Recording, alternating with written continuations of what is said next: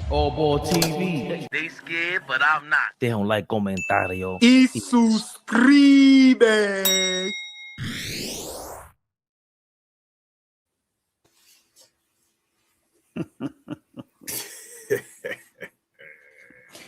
Yeah, how we looking on the screen, baby? How we sounding? Looking good. We're looking good. All right. He said, looking good. Hey, feeling good. When thought, right? We good. Right. First and foremost, how's it out there in Houston with the weather? It's cold, man. No, brick. No 12, no snow. Nah, we don't get none. We don't get none of that. I know it's wilding. Y'all wilding. Y'all wilding right now. Y'all wilding right now. Dog, it's ridiculous right now. I left out this morning, wiped the car off. After about 5 minutes, I gave up. I said, listen, y'all deal with that. I'm not. It's ridiculous out here. Y'all bugging out right now. It's ridiculous out here. I was talking to my man back home, and he flipped the camera and showed the outside of the crib. I said, "Oh, all right, yeah." Yeah, it's I don't miss ridiculous. that. I don't miss that. Big shout out to everybody in the chat. Pray. Yes, hope everybody is okay. We have some reports with the news before we start Knicks Rehab. We have some reports. 6 people were unalive with this storm, right? So I just hope everybody is okay and safe. I hope everybody's family is okay. Please, if you have to go outside, be careful. But if you don't, stay inside. Just pray. Hope everybody's doing okay. You gotta jump in and jump out. Got you.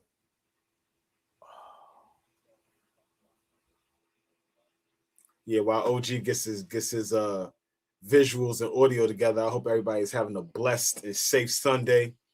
We're about to tap into a few Knicks Rehab topics. We might put the K back up there. We might just get our K's back up there in Knicks Rehab. We might just do that. So better? Yep. We're looking good. All right. Yeah, please. So just real quick, man. Y'all know how we feel about the chat, y'all family. So we just pray and hope everybody's doing okay. Being okay, health is more important than anything. So just hope everybody is okay. Hope your family is okay. And we're gonna get through this. But let's get right to it, y'all. Knicks Rehab. Yes, sir. Knicks Rehab. Have all the tricks and the trades and the right. But we'll be okay. Flea, how you feeling today? I'm good, man. I'm good. Happy to be here. Super producer is playing hooky. He's load managing. He's always talking about everybody load managing. He's load managing today. Yeah. Nah, he's doing this thing. He's in the back. He's in the cut. But me and OG here, and we're gonna rock today. Knicks Rehab. Listen, y'all know how we do chat. Hit that like button, share, like, subscribe, tell a friend. Listen, we got a jam-packed show today. Knicks Rehab is gonna be on fire. We have nobody to hold us back. Y'all know me and Flea fight like Evander Holyfield and Mike Tyson. We gonna be biting ears and all types. You know what I'm saying? So enjoy the ride, buckle your seatbelt, because this is gonna be a good one. Flea, yesterday, Philly against our team, New York. We pulled out the victory, but we have some news. Hold on. We have some news now, whether it's legit or not. Word is the Portland Trail Blazers is the team that can make this Giannis trade happen. I'm going to say it again, Flea. The Portland Trail Blazers is the team that can make Giannis to New York trade legit. Now, Flea, it would be a 3-team trade between the Knicks, the Bucks, and the Trail Blazers, right? Mm-hmm. The Knicks will get Giannis and Jeremy Grant. The Bucks will get Karl Anthony Towns, Deuce McBride, Pacome Dadier, and they get the 2026-28. Well, we basically got 6 first round picks, 2026, 2 of them 2028, 1 2030, 1 2030, 1 2032. Who gives a hell about those? And the Portland Trail Blazers. Sixth grade right now. Exactly. 6th grade right now. And the Portland Trail Blazers would get Mikal Bridges and Yabusele. Now, word is the Portland Trail Blazers are very, I'm not going to say intrigued, but they really like what's your man name? Mikal Bridges, Mikal right? Bridges. Mm-hmm. Yeah, word is, allegedly, the Portland Trailblazers is very impressed by Mikal Bridges, and he's the one that holds the key. Mikal Bridges in Portland to this Giannis trade. Now, us breaking this down, please, Flea, I need to hear how you feel. Would you pull a trigger on that move? Well, I like Giannis. I love Giannis. Love Giannis. I love what Giannis could bring to us. We saw yesterday that we may have some issues going forward with Cat not showing up every night and Bridges being disappearing acts. It just happens too often. The inconsistency of those two guys happens too often. Good players, not taken away from them. Good players. Cat is an all-star level player, clearly. But if we move Cat, Bridges, Yabusele, and Dadier, and we can get back Giannis and Jeremy Grant. Jeremy Grant right now is 19 points off the bench, OG. He's 19 points off the bench. Call it what you want. Size, length, pause, could still put the ball in the basket, defend still. Portland is playing above, Portland is overachieving right now. He's been part of that. So if I could get that back, I don't hang up the phone. I'm listening. Are we serious about it? What do we need to do? I'm listening. Because the inconsistency of Bridges is getting out of control. It's getting out of control. He's not aggressive enough. He disappears too much.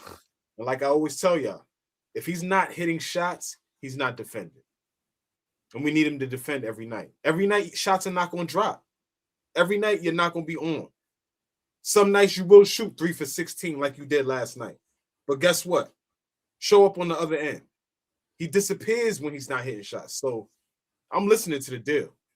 Right. So big shout out to the chat for y'all. Some of y'all that just came in. I'm gonna break down, and this is from Sam Quinn, Quinn. So we give credit where credit is due, right?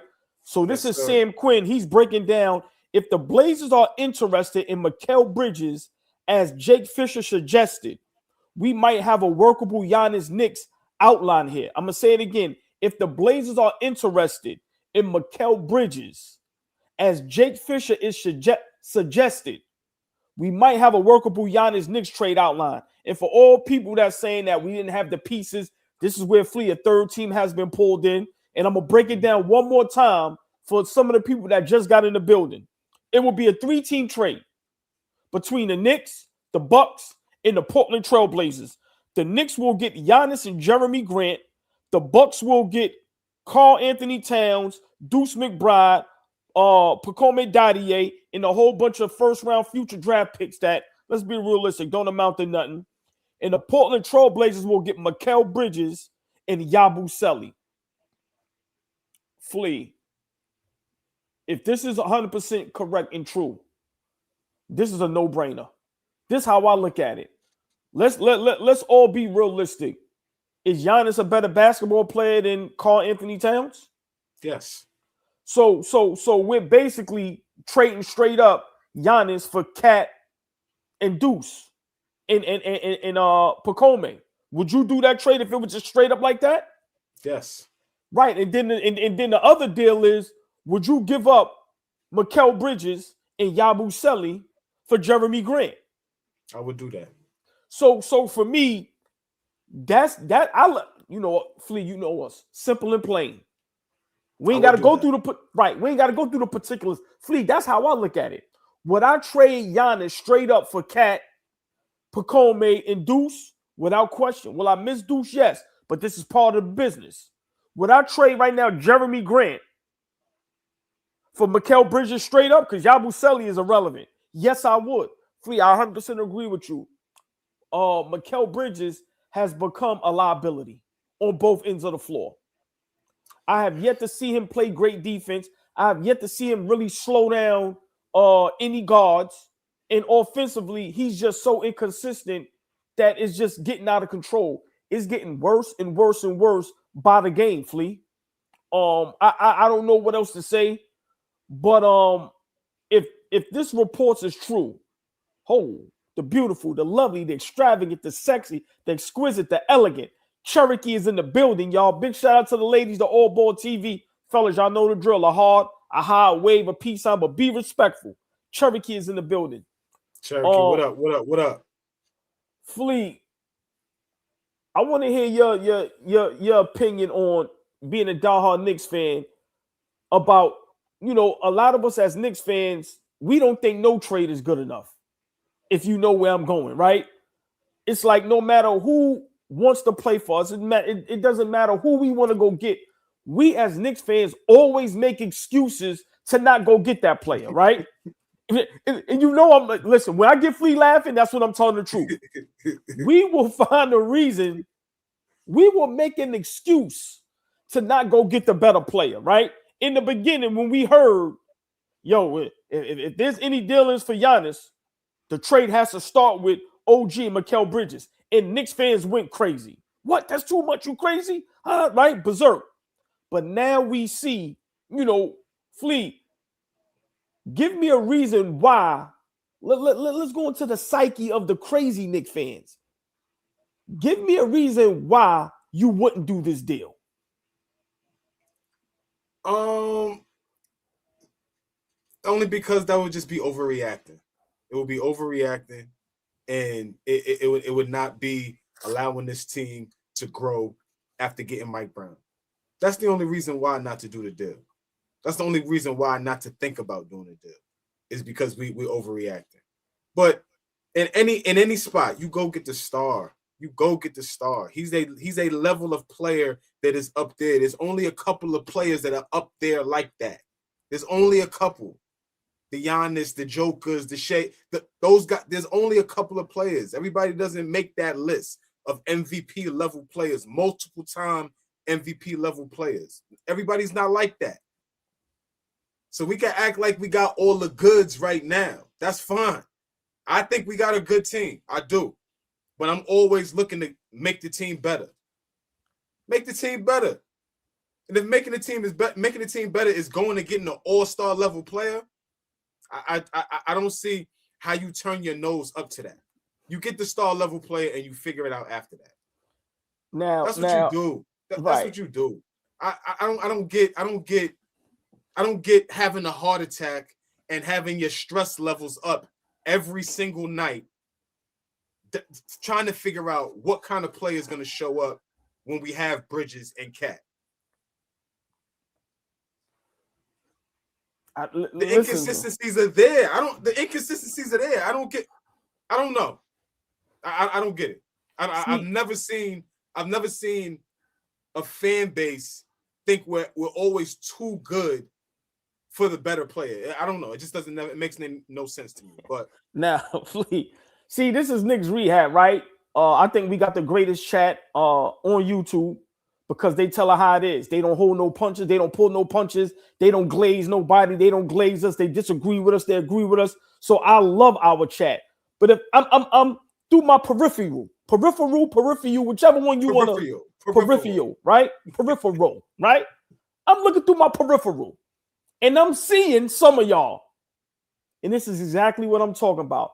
Only on KNICKS REHAB, you get to discuss the diabolical minds of a Knicks fan, right?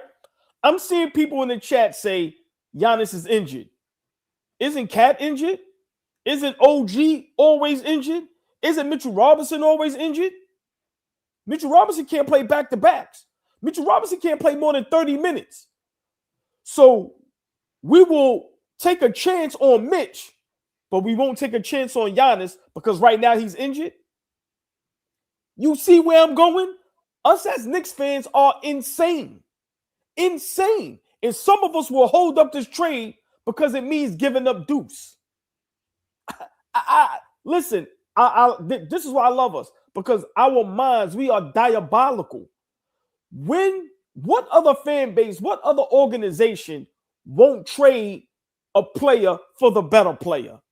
You tell me what GM in any sport, I'm talking about baseball, football, hockey, basketball, any sport. If you ask them, would you trade Cat for Giannis? I guarantee you, it'll look like one of those, you know, when you go to court to see if the kid is yours, and it say 99.99999. I guarantee you, 99.99999 will say they will do the trade. So why us as Knicks fans who's never won anything, why would we not want a Giannis Antetokounmpo? Why wouldn't we? We see what Mikal Bridges is. Jeremy Grant is a better basketball player than Mikal Bridges. That's a whole fact. At this point, I'd take anybody over Mikal Bridges. Anybody. Flea, get in shape, suit him up. I'm done. Listen, stick a fork in me. I'm done. Flea still in the gym. Suit him up. Listen. I know he's going to give some effort on defense. Bet that. Listen. And this is why I like our brother Stacks Time Indifferent so much, because he is always right on time with some of the things he says. A deal like that and that extra move getting a shooter. Like that's, I was just talking to my man Dallas. If Dallas is watching right now, big shout out to my guy Dallas. He supports us heavy. I was just saying to him, if we look at a deal like that, the next move is going to grabbing a shooter, like a Malik Beasley. He ain't on somebody's team right now. He in a situation right now, but some shooting. It don't got to be him, but some shooting coming off the bench, because you're going to lose depth, obviously. And so now you got to. But my thing is, I would rather worry about that than worry about some fake ass chemistry that you think the Knicks have right now. We don't have any chemistry right now. We're trying to figure out chemistry right now. What is it that we have right now? We're not replicating what we did last season. We are not the same team we were last year, y'all. We got to stop thinking that. We are not. We haven't performed nowhere near the same level that we performed last season. Now, spots, yes. In spots, yes. But not on a consistent level. No, not now. All 40-plus games. If all 40-plus games, you could show me that the Knicks have been playing on a consistent level, that we built a level of chemistry that says, damn, you don't break this team up because there is some potential to get to the championship with what we have right now. You can't say that's true, especially not with this coach right now. You cannot say that's true if you're being honest. As an honest, unbiased Knicks fan, you got to be honest. This is not the team that we have right now. So you made a great point, right? And I want us to piggyback off that. Yesterday, right? Let's discuss yesterday a little bit. We'll get back to the trade, right? But let's discuss yesterday a little bit. Yesterday we had a primetime game, 3:00. Knicks against Philly in Philly. Big win for us. We pulled out the win. But there were two players that was just basically null and void. Basically just not even there, right? We talk about Cat and Mikal Bridges. Let's first discuss Cat, right? We've been on this Cat train now for a while, as far as just him not being a good teammate, him not being a good player on the court, just bad energy, bad body language. And yesterday, you know, we all said, okay, Brunson had the players only meeting, rightfully, and you know, we came out, we beat down Brooklyn, which we all knew that we not even counting that, but we said Philly is going to be the test. And Karl Anthony Towns, my opinion, he dropped the ball. He fouled out in less than 20 minutes, had 10 points, but also, you know, his body language. Just Fleet, give me your opinion on Cat yesterday. How did you feel about him after the players only meeting, understanding this was a big moment for him to like basically put us back on board with him? Yesterday, if he has a big game, if he dominates yesterday, we're talking different about Cat. But it's the same old conversations. Please, Fleet, give me your opinion. Should we still be, you know, on Cat's ass, wanting him out of here, or should we slow down a little bit and give him a little break? I thought Cat was really good yesterday. Early on. He was aggressive. He came out, he hit the first three of the game. I thought that was sending a message like, yeah, I'm here. Let's get it going. I'm here. I'm ready to rock and roll. He had a couple of duck-ins early in the paint to get Paul George in foul trouble. I thought that was very smart. I thought that was very smart of him. Right? He was playing smart up until the point where he was picking up some ticky-tack fouls. And the ticky-tack fouls got into his head. And that's where it went left. I don't think he was playing a bad basketball game. I don't think he didn't deserve to be out there because he wasn't being aggressive. I thought he was playing aggressive. This is the one time, in my opinion, like I said yesterday, I'm not a refs guy. I'm not a guy that talks that, oh, the refs did this, the refs did that. Yesterday, they were bad throughout the entire game. And I thought that hindered him on being aggressive, on being on the floor to play a good game. I thought he came ready to play. I thought he was going to make Joel play. He played some great defense in spots that I thought he picked up some dumb fouls, but he was playing great defense. He just let the guys off the hook. So in a spot where I thought he could be dominant, he didn't get an opportunity to do that. I personally, yesterday, don't feel like we can put that on Cat and say, damn, that's another notch on the belt to say get rid of him. But it was a big spot. We won the game without him, without a big contribution. But I thought early on he was aggressive. The fouls jammed him up, and it didn't put him in a spot to be consistent throughout the rest of the game. Mike Brown kind of saved himself from him. He saved himself. He could have played through it, but I just feel like it took him away from being aggressive. You see the temperament of the referees. That's the other thing about playing basketball. Yeah, you don't want the refs to take you out the game, but you can see how they're calling the game. And when you see how they're calling the game, now that gets in your head. Or I'm second guessing the decisions I'm making. So I just feel like Cat got in a bad spot yesterday. It didn't allow him to be as aggressive. Mike Brown saved him from himself, and so now it's just another spot where he's 10 points a game. 10 points in 16 minutes, and he's fouled out. So it doesn't look good, but I don't think yesterday was his fault. What would KNICKS Rehab be if me and Flea agreed with each other? He know me. I know him. I 100% disagree with my brother. Cat was bad yesterday, and for other reasons. Once again, I've been saying it for a while. How many times is Cat going to leave Brunson to fend for himself? You're supposed to be the guy that we brought over here to get us over the hump. And once again, you can't stay on the floor because you commit stupid fouls. So with Karl Anthony Towns, no matter how much good he does, it evens out because he's going to do something stupid to like what he did yesterday, what he does night in and night out. Commit dumb fouls, can't stay on the floor. So for me, Flea, I don't know how we can defend Cat. If people want to call it click for beta, people want to call, y'all can call it whatever y'all want to call it.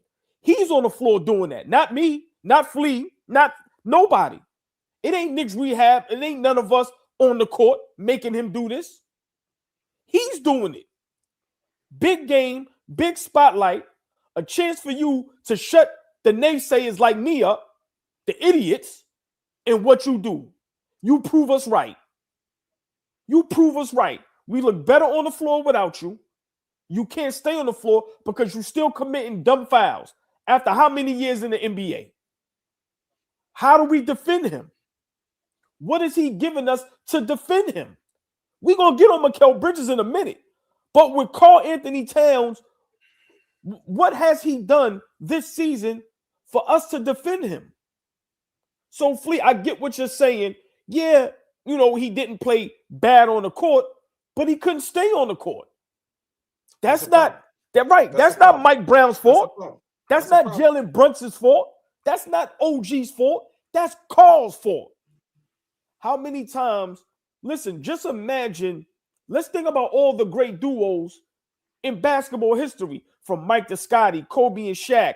You go Magic and Kareem, LeBron, D. Wade, Curry. Like, we can go on. Just imagine all the time that second best player is staying in foul trouble and can't stay on the court. What if Scottie Pippen was always in foul trouble? What if Kobe or Shaq always in foul trouble, committing dumb fouls? Come on, man. How can we defend this? So stop telling me that we clickbait for Cat when Cat is doing this shit himself. He's making the job easy. He's making us fry him easy, Flea. Stay on the court, stop committing dumb fouls, and be that Robin to your Batman. Or sometimes be Batman. But how many times are you going to be Alfred? So now that yesterday you couldn't hold up your end of the bargain, OG had to step it up and do your job. Play defense and score and help Brunson out to get the victory over Philly. Flea, I'm going to ask you again. How can we continue to defend Cat when he's doing this night in and night out? Please explain, bro. I mean, the defending thing, I don't know, but we know what his best is. His best really took us to a place that we hadn't been in 25 years. That was on a deep playoff run. That was closing teams out in the playoffs. That beat a team. That beat a team that was a team that we didn't think we was going to beat against Boston.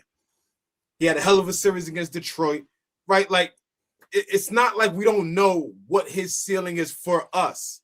So we know what the guy's capable of. I think people are forgetting that we made a huge transition in getting a new coach.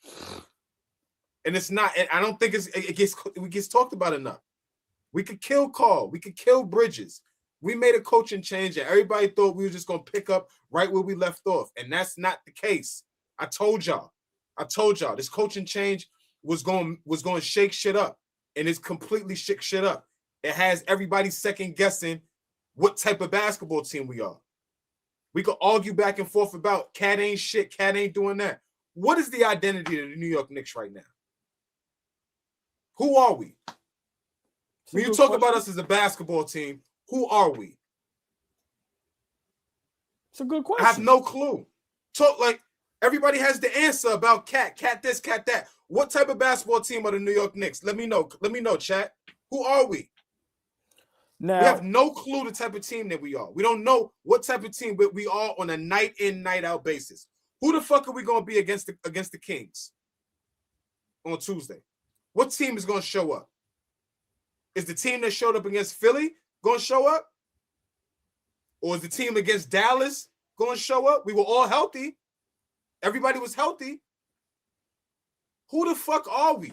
Like, who are we? That's my problem. And to your point, Cat and Bridges don't add to that. Like, they don't add to helping who the identity of the Knicks are. Because if one thing we are, we ain't tough. We not tough. And they adding to that right now. Niggas ain't tough. So I know that about us. But who are we? Well, that's a great question, right? And I'm looking at the chat, and you know, I like what Stephen Bavois, right? We're lost. We're a lost team. Flea, you're 100% correct. I can't even argue with that.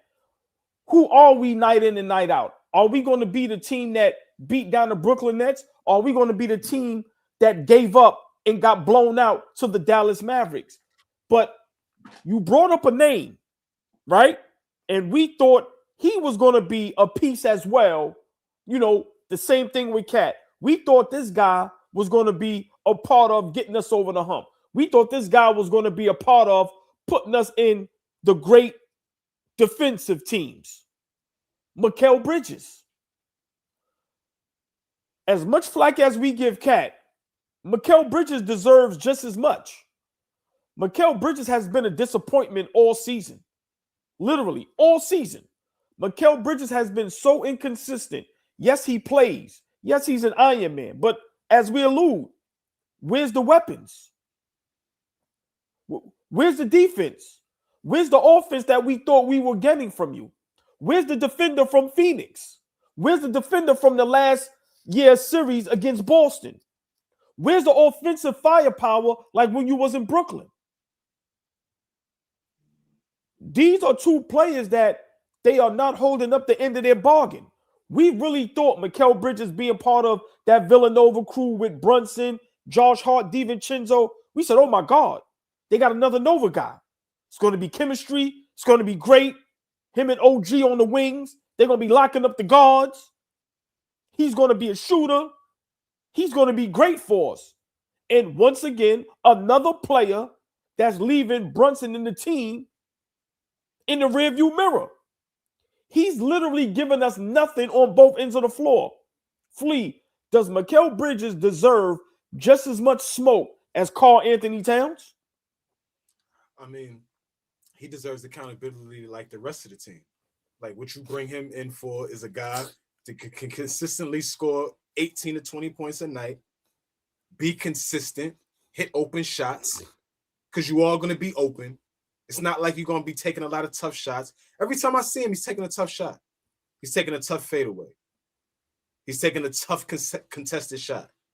Like, so he's making it harder on himself, and he continues to be inconsistent. If he did what he was supposed to do on a night in, night out basis, he would be fine. He would be fine, but he's not doing it on a night. I'm consistent on Mikal Bridges. If Mikal Bridges is not seeing the ball go in the basket, he does nothing on a defensive end. Nothing. Nothing. And the proof is in the pudding every fucking night.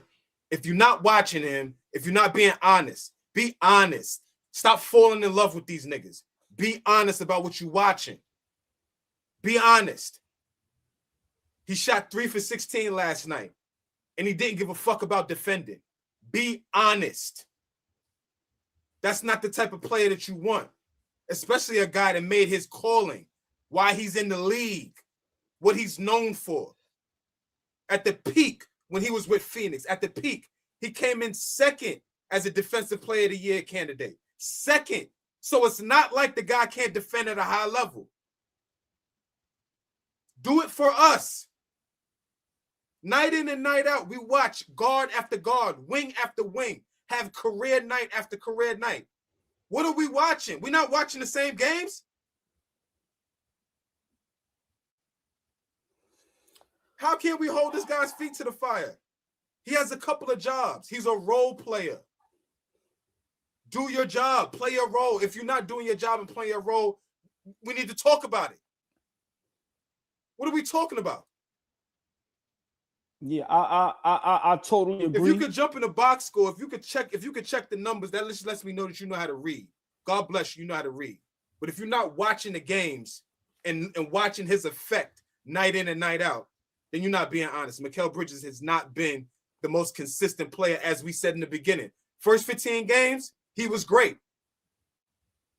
Since the first 15 games, he hasn't been great. Hey, Flea, just think about this, right? Mikal Bridges doesn't have to chase around Tatum or Halliburton. Like, two of the best players in the East, he doesn't even have to worry about. And he still can't dominate on the defensive end. He's been terrible. I'm doubling down on it. You was a little bit nice for him just now. He's been terrible. He's been bad. I don't care what nobody say. This is what gets me upset about us as Knicks fans, right? We are watching the product night in and night out. How are we making excuses for these guys? I'm going to complain all the time. I've been complaining since the 90s because we could never get it right. You know why I'm mad? You know why I'm always stressful? Because of the Knicks. It ain't because of nothing else. My kids ain't stressing me out. Ladies ain't stressing me out. My parents ain't stressing me out. My job ain't stressing me out. It's the fucking Knicks. And my Wi-Fi sometimes stresses me out. But my brothers in my chat help me out with that. Wi-Fi be right, whipping your right. ass. The Wi-Fi be stressing me out. But nothing in life is stressing me out more than the Knicks. Nothing. Nothing. I'm going to say it again. Parents ain't stressing me out. Kids ain't stressing me out. My job ain't stressing me out. It's the fucking Knicks. And we all sit up here and act like we shouldn't say nothing. I have nothing to say when we watching this debacle night in and night out. Flea, you made a great point. Tuesday night against Sacramento. What team are we going to get? How is it that every team we play against, we are liable to lose? There's no team on the schedule where we can go stamp it. We winning that. We ain't even got to watch this tonight. We ain't even got to waste our time. We can get some rest tonight. No, because we can fuck around and play Dallas and get blown out by 30. And now we got to come up here and discuss this shit. Oh, but we don't supposed to hold our guys' feet to the fire. We don't supposed to talk about Cat. We don't supposed to talk about Bridges. We don't supposed to talk about Brunson. Flea, we supposed to be up here and be nice. That's what y'all want. Y'all want us to be up here and be nice. They created this monster. Not here. The Knicks created Frankenstein. All these nut Knicks fans, y'all did this shit. Because if you do what you're supposed to do, we wouldn't be like this. We gave up too much to get Mikal Bridges for him to not deliver, Flea. I'm sorry. I know people are tired of hearing that, but what we gave up for him, he's not delivering. He's just not. He's too passive, he's too soft, and he's too inconsistent. I've said it a while ago, and you and Fabian used to flame me. The chat thought I was crazy. He is not a starting two guard in the NBA right now. Can he play back into that? Maybe. But what you need from two guards in today's game, he's not that. He's not that. So for me, I don't understand how Knicks platforms and just basketball world, how we ignore Mikal Bridges, how he just flies under the radar. We gonna keep stomping Cat out, but we gonna forget about Mikal Bridges. Not on Knicks Rehab. We give everybody smoke. We give Brunson smoke if he played bad. Mikal Bridges has now been a part of this problem, Flea. And I don't know if he could turn around and fix it. That's the part that I'm scared of. And I would love for you to try to dissect that a little bit. Karl Anthony Towns, Mikal Bridges, Mike Brown. My opinion, the three biggest problems the Knicks have. I don't see none of those three, Flea, being able to turn it around. Do you? I mean, I think the Mike Brown thing is something that y'all wanted. The Mike Brown thing, I don't think anybody can be upset about Mike Brown's performance right now. If Mike Brown is not performing up to the level that you guys thought that he would, that I thought that he would, well then that's on y'all. We wanted Tibbs gone. The consensus was get Tibbs out of here and go get somebody else to coach this basketball team. Tibbs took us as far as we could go. But now look at us. We're playing with a lot of uncertainty.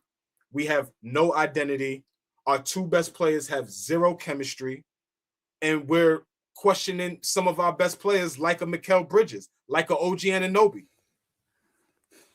Right? So, I think Mike Brown coming in has been the biggest adjustment. I don't know about if it's the biggest problem, but Mike Brown is the biggest adjustment. And it's causing a lot of concerns for a lot of other things. Why aren't our two best players on the same page? They have zero chemistry. We talk about that on a night in, night out basis. Why can't our two best players become that duo when it's like, damn, Brunson and Cat are coming into town tonight. It's going to be a rough night for us tonight. They are going to have us in a spin cycle in that pick and roll. They're going to have in a spin cycle. How are we going to defend that? You got one of the best scoring guards in the league, and then you got the most versatile big in the league.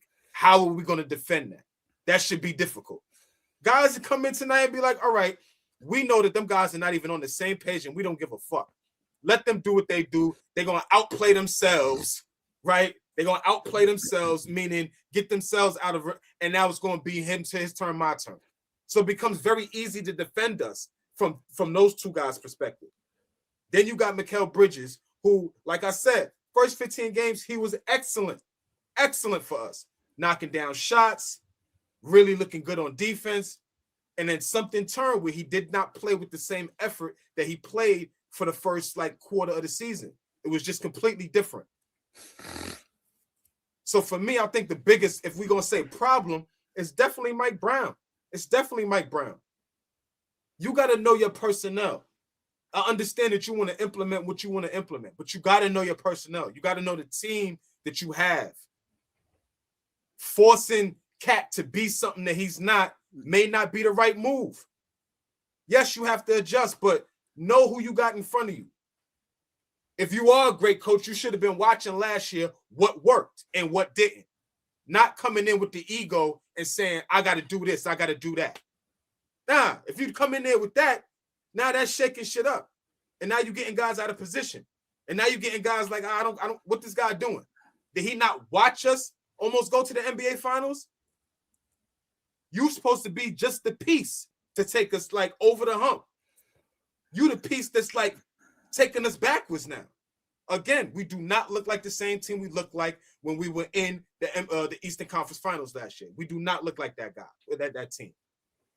So to answer your question, OG, for me, it's Mike Brown. So remember that that was a great point, but I love patting myself on the back because you know what's Flea, ain't nobody gonna do it but us in the chat, right? Mm-hmm. What did I say early in the season? I said, Mike Brown, this thing was laid out on a silver platter for you. Right? Didn't I not? How long have I been alluding to that? I said, yo, bro, Tom Thibodeau laid it out for you. All you got to do is tweak the little things that we were struggling with. That's it. That's it, right? And it's like, bro, what are you doing? We have no room to be trying new shit. Shorten the rotation. I don't care who you like. We seen what worked last season. But you know what's crazy? Shorten the rotation. You see what I'm saying, OG? But Tibbs didn't play the bench. Tibbs didn't play the bench. But Tibbs didn't do this. Tibbs didn't do that. But no, don't run. Don't run, because I got you here solo now, and Fabian can't play referee. Fuck the chat. It's me and you, baby. Watch this. It's me and you here now. I can run now. I can run now. No, nigga. Don't run. I can run now. Don't run. Now, hold on. When I love you like cooked food. You know you didn't want Tibbs here. Did I just put my foot in my own mouth? Yes. No, I didn't. No, you did. You didn't let me finish. When I say shorten the rotation, you got to remember, Tibbs was doing 6-7 guys, maximum. So us, 8-9 guys is fine. Not 11, 12, 13, 14, 15. That's what Mike Brown is doing. So that's what I mean when I say shorten the rotation. We all know Tibbs ran us in the ground. We all know that. It's nothing to argue about. I'm not defending that. But 8-9 guys is fine. Maybe 10. Mike Brown is going 11, 12, 13. If Mike Brown could sub himself in, he would go in the game. He would put his ass in the game. Bruh, I've been saying it for a while now. Mike Brown, Tom Thibodeau left it on a silver platter for you. We were 2 games from the finals. The things that Tom Thibodeau couldn't do, you were supposed to come here and do that. We were good offensively. You know why? Because we had the ball in Brunson's hands. See, this is my thing. We wouldn't kick call in the back right now if he performed how he's supposed to. Cat was the same bad defender last season. You know the difference? He performed on the offensive end. That's the difference, Flea. As bad as Brunson was defensively, offensively, these guys made it up. But now what's happening is y'all are not making it up on the other end. So, Flea, if you're going to give me just no defense, nigga, you better give me 40 on the other end. I'm not saying it's right. I'm not condoning not playing defense. I'm just saying the difference with this season is if you're going to give me bad defense or no defense, you better give me the Michael Jordan numbers we be bragging about. And that's the difference. These guys are not performing great offensively. Cat is letting guys move him off the block. He's been able to be put so far off the block to where he can't even post up past the free throw line against anybody. Brunson, just mental mistakes, just breakdowns, bad turnovers, rush shots, a lot of his shots falling short. We are looking like a bad basketball team. And for me, the 3 problems, do I think Cat can turn it around? No. And I'm going to tell you why. I don't think it's his fault. I think the locker room is done, Flea. I think once Josh Hart said what he said, I think once Cat already let y'all know, yo, I don't know how I'm going to be implemented in this offense. I think stuff like that is hard to come back from. I think Mikal Bridges for the Knicks is who Mikal Bridges is. He's going to continue to play like this. And I don't see Mike Brown coaching better. I don't think he's changing. Right. So and Mikal, and let's be honest. Mikal came up huge for us in that Boston series. Like huge for us. So it is not like he hasn't had great moments and great spots for the Knicks. He's had great moments. That is why we have the issue that we have is because the consistency of Mikal Bridges is lacking. It's just lacking. And when you yeah, the God himself is here. I heard my name being called, and I was referred to some sort of referee. Yeah, I don't give a damn about Mikal Bridges, Carl Anthony Towns. There you go. Go ahead. I'm a mute. Carl Anthony Towns. Go to hell. Mikal Bridges, in all seriousness, what a disappointment. I heard you guys going back and forth. Let's get this back. How Flea would say? In order. Get your shit in order. The shit in order, right? First of all, that trade. Hold on. I heard you guys talking. What a difference he makes. Yo, hold on. You ever had someone in your life where you just go, "Whoo, I'm glad he's here." Now, look, you see, I'm sweating. Now he can do the great job he does. He could put shit all up on the screen, so now it makes sense. I hope that makes you feel great, my brother. I hope that makes you feel great. He's a uptown general, so it's different. They're kind of the gas. It's not diesel fuel. That shit is high grade. You ever been to Shell gas station? What? Nah, you come up to Harlem. We got that shit up there. Like you did what you're supposed to do, right? You did what you're supposed to do, baby. Fellas, appreciate it holding it down. Of course, the Knicks, the cat trades lingering, and Mikal Bridges in the only guy standing in the way. Are you kidding me? I'm already over that. OG Anunoby.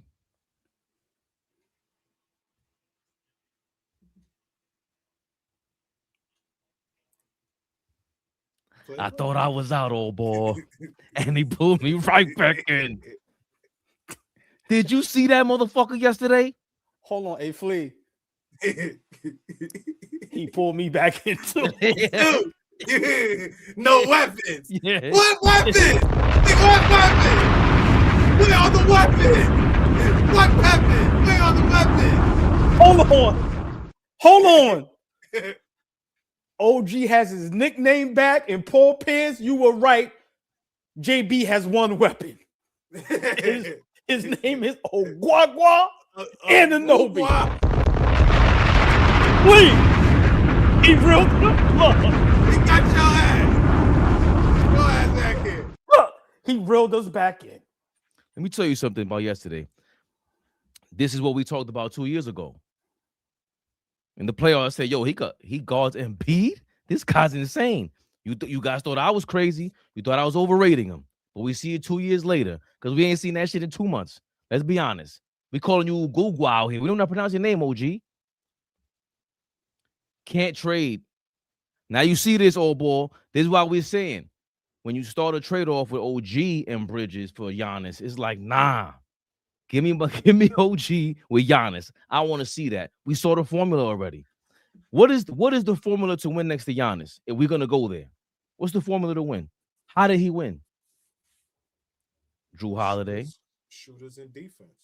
Chris Middleton, a point of attack guard that could defend at the point of attack. Guys that could hit shots to where if he gets in the paint, he could always make plays. I think when they won the championship, he was at his best at playmaking, right? So if he gets in the paint and y'all start to try to wall him up, like Toronto did a couple of years, when they went up 2-0 and then Toronto came back and won those 4 games in a row, they went on to win the finals. They walled up against him. How did he counter that? They had to find ways to get shooters. They had to find ways for him to get that little short jumper now. Like he had to elevate his game for sure. But he also had to become a good passer, get guys that he could trust, like a Drew Holiday, like a Chris Middleton. Bobby Portis was great. I think during the season before he got hurt, Dante DiVincenzo was great for that team. Like Middleton was clutch. Like there was that team. They had shooting over here, and again, I think the huge point for you, Ray, what you always say is that point of attack guard that he can rely on to kind of play that safety position on the defensive end. But my other thing is this: they had super performances from Giannis, Drew Holiday, and Chris Middleton. 3 guys that we knew going into it. It wasn't really a shock that Chris Middleton did it. We were just looking like, let's see if you could do this on this level. But we knew, how tall is he? 6. He plays like he's 7 feet. Sometimes he got like a little mid-range Durant thing going on right at that point before he tore his ankles up. When we talk about super powers on the Knicks right now, respectfully, Jalen Brunson is a scorer. Defensively, anyone else on offense? Are they a superhero? Gonna put one back to your analogy. So on defense now, we know Mitchell Robinson single-handedly turned around the Celtics series. We saw what OG did yesterday against Embiid. After AllBall called it, he said, yo, do you want to see OG on Embiid for the rest of the game? Nah, let's wait till the 4th. Mitchell's giving them problems. But Mitchell Robinson, who else defense can we say is a superhero? Only OG in my book. So if you bring in Giannis, I want him alongside the other super talented guys that are capable of being super on the big stage. Mikal Bridges, he has some clutch plays against the Celtics to end the game, to seal the deal. We give him that, but we're talking about for them 48 minutes. What's so super about you? What has been super about you since you've been a Knick? I mean, super inconsistent. Yes, exactly. And for me, that was a great reference. I think if we get Giannis over here and you're able to keep OG, right? To me, it basically mirrors that championship Milwaukee team, but it's just some guys it switches. So meaning like I think Chris Middleton would be Jalen Brunson and OG would be Drew Holiday because of the defense. And then you have Mitch, who's just as good as Brook Lopez at that time defensively. Now, the only thing we would be missing out on is, Brook was kind of a deep threat from 3 because he could shoot the 3. But now Giannis has his Chris Middleton, who you can give the ball and they get a bucket in Jalen Brunson. He has his lockdown defender at the guard position in OG, and he has his Brook Lopez in Mitchell Robinson. Only thing he may be missing is his guy Bobby Portis Schmurder, right? But I just think that was a great comparison, and I just think I don't understand what's the holdup. Like I said, Fabian, we broke it down earlier. Maybe if you could put it on the screen, just to show people the breakdown, right? It says that if the Portland Trailblazers loves Mikal Bridges, how I hope they love him, please. Because listen, now that's the other thing. This trade would make a lot of sense because Portland needs a guy like Mikal Bridges. Yes, I agree. Portland already has point of attack guys. They have Drew Holidays over there. This is the report from Jake Fisher. He said that the Trailblazers have long admired Mikal Bridges and could join as a third team in a potential blockbuster trade for the Knicks to land Giannis. So the Knicks consider this. Of course they should. It shouldn't even be a thought. But the reason why Portland is interested is because they don't have a Mikal Bridges veteran type who doesn't have to be the lead point of attack guy, who he's clearly been miscasted as with that Phoenix Suns championship appearance, because he's not that. But behind the Shaedon Sharps and the Drew Holidays and the Tamani Kimura, now you got more defenders along Bridges who could be more of a pest instead of relying on him. And on top of that, they got Milwaukee's draft picks from the Drew Holiday Dame Lillard trade. So they're going to be involved regardless, I think. They want to sneak in there.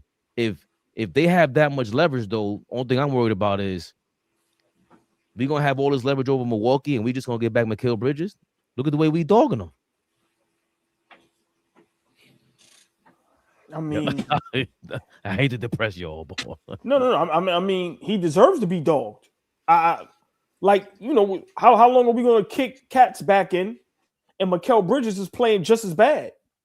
I came to realize for Mike Brown, Carl, and Mikal, this situation, this city is too big for them.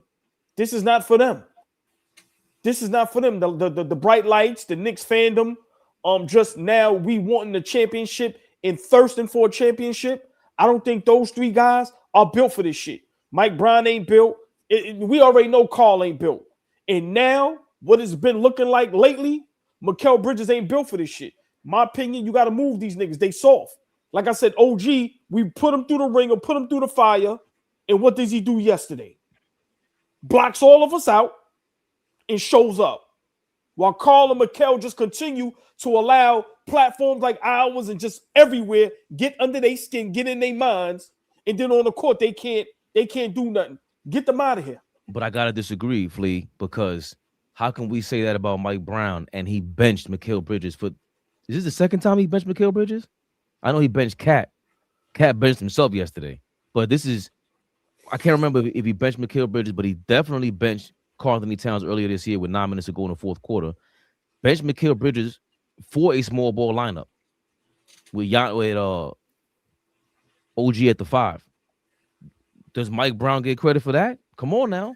I mean, you got to give him credit for coaching. Yeah, he's capable of making adjustments. He's a fucking NBA head coach. You better be able to make some type of adjustments on the fly. Of course, kudos to him. But I think he's doing a lot more of trying to overcoach, in my opinion.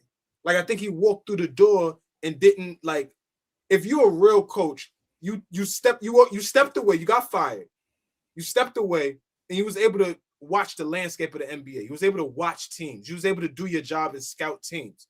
You got to watch what type of team we are and how to utilize us the best, not implement what you like to do and say, here, you guys go do that. Learn how to make that mesh.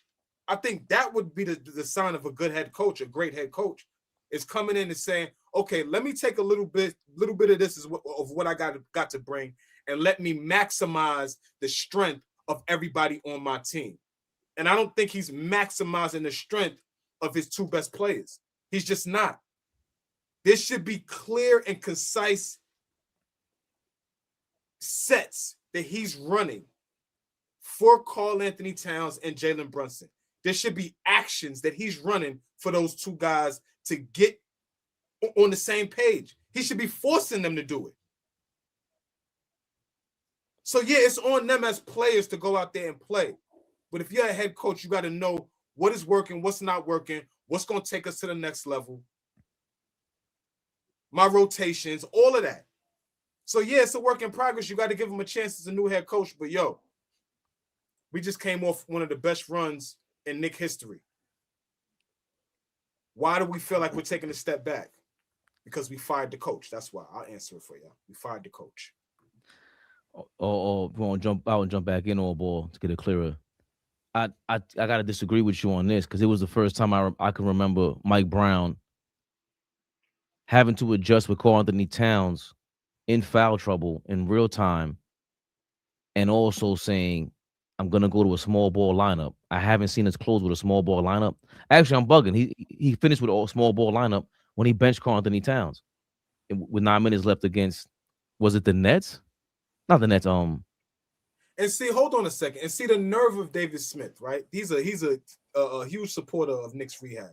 And see, when you come at us with, we don't know basketball, we don't know how to talk basketball, this, and that, a comment like this lets me know you don't know how to talk basketball. Goofy, how you going to tell us just give Cat the ball and get out the way? He's not that type of guy. When has he ever been that type of guy where it's just, here, Cat, go to work? No, That's but not here, who he no, is. but no, hold on, stay right there. This is another thing. This is another thing that we're not talking about enough. And you know what? This motherfucker, Kendrick Perkins said this. See if I can pull it up. But he referenced it again. Another NBA player talking about how Karl Anthony Towns doesn't get the ball. We keep lying about this. Mike Brown came into the season saying, I want this to be a read and react style offense.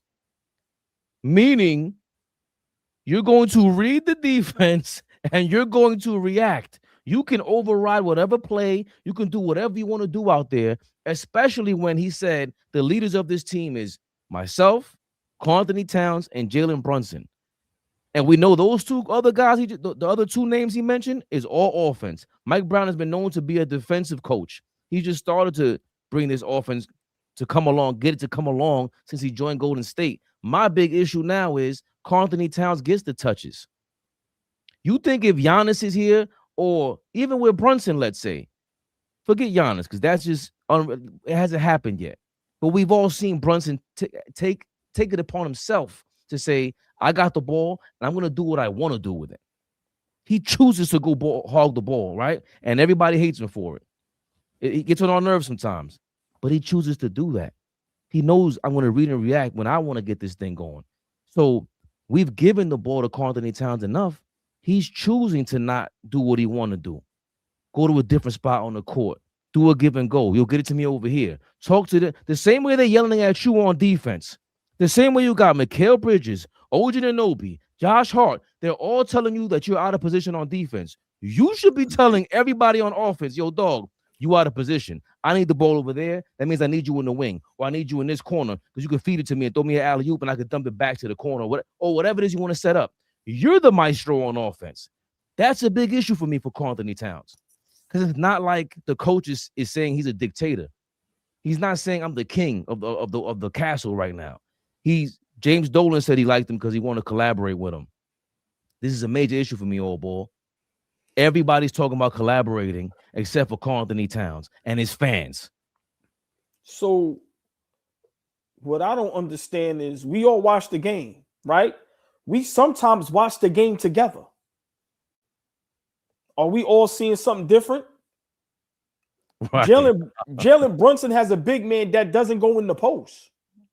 So where am I supposed to pass you the ball at? I thought as a big man, I'd dump you the ball in the post. I've never seen big men slash and cut like they guards. So once again, I'm going to say it again. We watch the game together sometimes. What are y'all seeing that we're not seeing? When Cat does get the ball, do y'all like when he gets the ball up there at the top of the key with that one bum-ass move where he just goes right and tries to run you over and clear you out with his arm? What are we talking about? What are we talking about? These guys touch the ball more than they should. If these guys play with any other superstar, they ain't touching the ball. God rest his soul, if Kobe was alive and played on his team, you think Carl will get the ball? You think OG and Mikal will get the ball? No! Not passing you niggas the ball. What you say, Fabian? Get it off the rim, nigga. Yeah. What are y'all talking about? We watch the game together. We see it together. He's not holding up the end of his bargain. Simple. Simple. The difference between last season and this season, like I told Flea, yes, Brunson and Cat is horrific defensively, but they made it up on the other end offensively. As bad as Brunson was defensively, he was giving you Jordan numbers. Cat, big games. This season, they're not doing that. Yeah, listen, I'm not giving Mike Brown no credit for yesterday. You know why? Because he kept Mikal Bridges in the game too long. How many bricks did you have to see? How many? How long were we saying put OG on Embiid? Give him a different look. We said it before he put Hawk Purdy in. I remember going, yo, put Purdy in.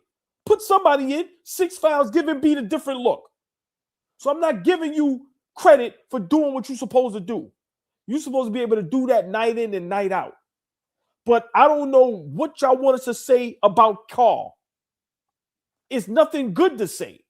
He did it again yesterday by leaving his guy high and dry for not being able to stay on the court. A big game, a big spot, a big moment. Once again, we win a big game without Karl-Anthony Towns. Miss me when he was playing well. The nigga had 10 and played under 10 and under 20 minutes and fouled out. What the fuck good are we supposed to say about that? What good are we supposed to say about the second best player on the team, who people consider the best player on the team, foul out under 20 minutes and has 10 points? How are we supposed to defend that? So I'm not going to go back and forth with nobody. We all have our opinions. David Smith is a Cat guy. I'm a Brunson guy. So I get it. But we have to start being honest. We are watching the games together. Cat is not doing what he's supposed to do on both ends of the floor. Mikal Bridges, straight garbage. Garbage. Mike Brown, listen, he got to pull it together. I'm not a fan of him right now. But come on, man. We watch the games together. We see the same thing.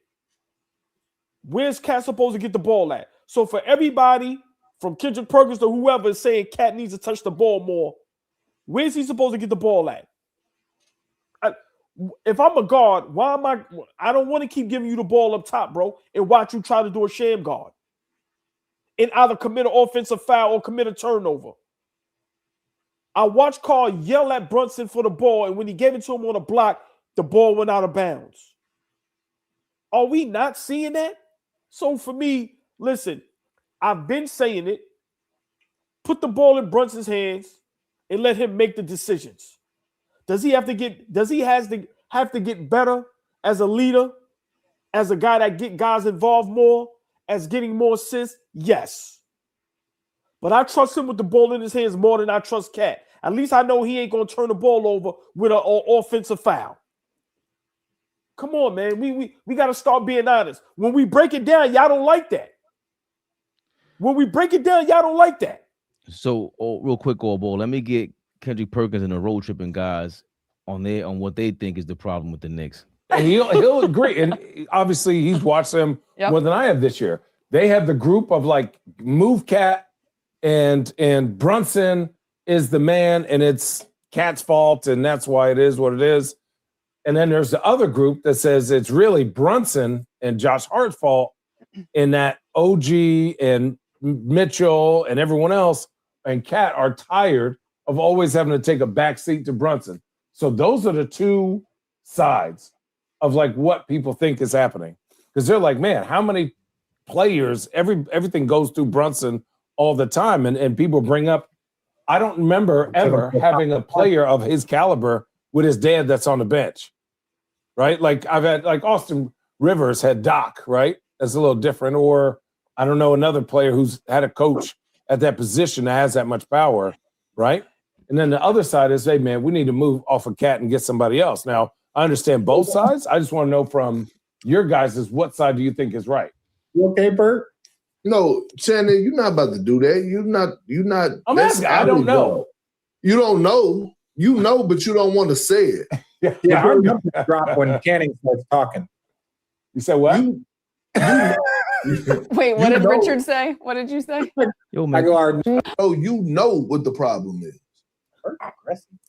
Nah, I'm There's just a saying. huge chemistry problem. That's the problem. When's the last time you seen Cat dap up Brunson? When's the last time you seen them like really go out for each other? There's only 2 or 3 people that talk crazy about everyone else. Oh my God. Oh. What happened? Rich, did you see in the comment? What? That the problem, you know that the damn problem is called Anthony Towns. Okay. But you just don't want to say the quiet thing out loud because you all year long call Anthony Towns this, call Anthony Towns that. No, call Anthony Towns got to grow up and be a grown-ass man. Damn. That's what they need him to be. That's what they need him to be, right? He's the one with him and Mike Brown. It's not a call Anthony Towns and Jalen Brunson issue. It's a call Anthony Towns and Mike Brown issue. Because if you notice, everyone is benefiting from this new offense except Karl Anthony Towns. He averaged 24 points last year. He's averaging 20 points this year, right? And Karl Anthony Towns, we all had that franchise teammate that you had to go, it's okay, guys. Hey, big fella. Hey, man, we need you. Hey, every day you got to go tell him how important he is to get the best out of him, right? When Karl Anthony Towns is not getting touches, he's not engaged in bringing to the table what you need him to bring defensively. And the problem is that when you talk about getting through the Eastern Conference, when you talk about Evan Mobley and Jared Allen, or we're talking about those two gorillas over there in Detroit, fucking Jalen Duren and Isaiah Stewart, you're going to have to lace your shoes up And the problem is, I think that the locker room is kind of somewhat like, hey, bro, like, you know what I'm saying? You a vet now, like you was brought here to move the needle. And like you look, we ain't have this physicality problem or these mental breakdowns when we had Julius Randle. Just drop the mic. Just drop the mic. That's all.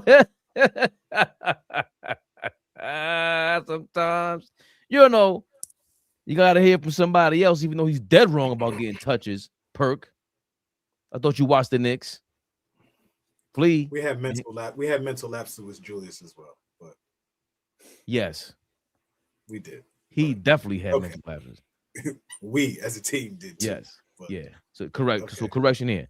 There was mental lapses, and Karl Anthony Towns definitely gets touches. But Flea, I ain't hear from you in a while. What are your thoughts on what Kendrick Perkins had to say? I just think that Cat and Mike Brown need to get on the same page. Like Mike Brown, Brunson, and Cat are supposed to be the engine for this team to go over the top. Mike Brown was supposed to be the tweak, and Cat was supposed to be the piece, right? Like they weren't brought here for no reason. They were brought here to take us over the top. And they're the two pieces right now that are kind of hindering us from going to where we need to go. I always will keep my foot on Jalen Brunson's neck. He has to continue to get better. What does that mean? Continue to make better decisions, right? Not told to turn the ball over late in games, right? Continue to be a better decision maker, a playmaker, like get other guys involved. But the other guys involved got to step up. And Cat has to be one of them guys that steps up. He has to. He has to. We got to stop making excuses for this dude. He has to step up on a regular basis. Your 20 and 10 a night should have an effect, a positive effect, not just another night in the office. That don't mean shit. But like just another night in the office don't mean shit to me. Yeah, but Kendrick also said, and I don't know who he's referring to, a big man, another big superstar on the team that we gotta coddle. Yo, it's okay, you're great, man. So you have to constantly do that. And we just saw Josh Hart. It seemed like had about enough of the coddling. He'll get up, Cat, and he'll be bitching about his back. He'll get up, man. Right? So can you speak to that, Flea, real quick before all ball goes? Is that part of it where it's again, it's tiring? Is the team exhausted? Is Cat exhausted? Does he need to be coddled some more? Listen, I ain't never want to play next to a nigga that didn't want to give effort. I ain't never want to play next to a nigga that didn't want to be coached tough. I'm always one. Me personally, I like constructive criticism. I like somebody giving it to me real. Tell me how I can be better. Where am I lacking? Where am I good at? Yeah, I like recognition, but I also like, yo, Flea, you could do this a little better. Yo, Dad, be better this way. When I'm at work, yo, Flea, what's up? Colin, you can be better here. Like, I like constructive criticism. Some people can't take it. But like OG says, in this type of market, you got to be able to take that. You got to be able to say, yo, you're giving us some, but we need more from you. We need more from you. And I think people are starting to have issues with not being able to say that to him. He doesn't seem like he's receiving that well. And he needs to receive that well. I'm with knowing your personnel, understanding how to like work with personalities. We always talk about Phil Jackson, understanding egos, how to know how to push certain buttons. But players shouldn't always have to be responsible for that. The coach, yes, but the players, come on, man. If the construct of our team is being mentally tough and strong and be able to fight through adversity all the time, and you come in here and as soon as there's some adversity, you fold, that you're not the makeup of the team. Like y'all saying, we're starting to take the makeup of who he is on a night in, night out basis. And we don't want to be that. We don't want to be that. No disrespect to naturally who you are. But when you came through the locker room as a Knick, yo, get with the program, bro. We a gritty team over here. We fight over here. Every night is going to be different, but we have an identity over here. There's a culture over here. Get with the program. I don't think on a consistent basis he's getting with the program, and the program looks like he's getting to him right now. Oh boy, a lot of things were said before I forget, and I know you're not gonna forget. Yeah, Channing Frye said, "Yo, man." I remember somebody else saying that. Well, Kendrick said he was brought here to Jogs move. my memory. No. Stay with Channing Frye first. It jogs my memory that I remember somebody else saying that a while ago. And everybody said he was crazy. He actually is crazy. But I remember me, AllBall TV, Knicks Rehab, saying this shit.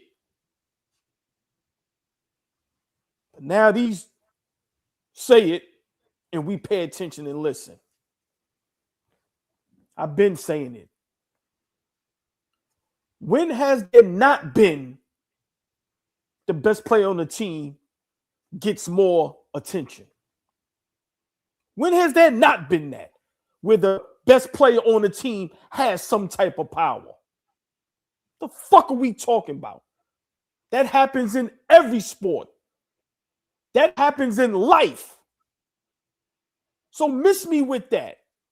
Kendrick Perkins, two things I'm going to respond to because he was 100% correct his whole argument. For one, no, we're going to go there. For one, Karl Anthony Towns, your teammates are looking at you going, we got to match up against some of these big men. That's defenders, that's physical. Look, are you going to be able to hold it down? Are you going to be able to stay on the floor? I don't understand what we don't see and what we see. These is all facts. Niggas is enamored with Karl Anthony Towns and his individual accolades. I don't even give a fuck about his individual. What does that do for us in our road to the NBA Finals? Nothing. Win something. Win something. And niggas love talking about all-star appearances. What the fuck does that mean? So what? Listen, billion niggas that was all-stars that ain't shit. Like, that shit is so. If at this point it has no weight in what we talking about. Fleet, at this point, if people still care about all-star appearances, I don't want to talk to you. Yes, I don't want to talk to you. I'm not talking to you. All right, Bronny James got 2 votes to be an all-star. So if y'all still care about all-star appearances when the players don't even care about it no more, I don't want to talk to you. Miss me with that. Let's get back to the subject and matter. Kendrick Perkins was 100% right. 100% correct. He played the game. He played the game at a high level. He know what it is to play with dogs. He know what it is to play in a tough environment. He know what it is to play with players that's going to hold you accountable. He knows what it is to play with players that's going to let him know, AKP, we got so-and-so tonight. Man up, nigga. They're going to play tough. They're going to play rough. This is how we got to play. And you know what? We got a gentle giant that can't do that. Cat is the gentle giant. So if we do meet up with Detroit in the playoffs against the Ren and them big dogs, them tough guys,